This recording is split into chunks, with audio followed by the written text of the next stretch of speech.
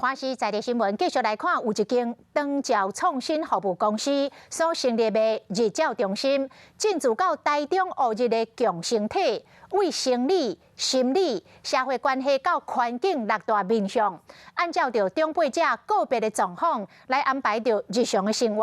要用陪伴代替照顾，让长辈快乐来过日子。 透过导游来训练时代的认知能力，嘛考验反应速度，甚至还有少年人算数时代。这是一间长照创新服务公司的日照中心，提供时代完善的照顾服务。 导入我们的盘古银发的生活赋能系统，每3个月一次，让家属可以知道长辈的状态。长辈的桌游，让长辈来互动的时候，其实是比较在地化的。每一天的下午都会让长辈进行阅读，维持他的能力。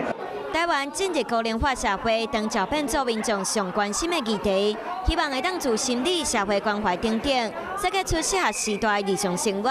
和时代肯定家己的生命价值。就是像在家一样，然后就是可以自由做自己想要做的事情，然后看自己想要做什么活动。 以怀旧治疗做基础，和时代伫活当中会使关注生活中正向的事件，佮有感受。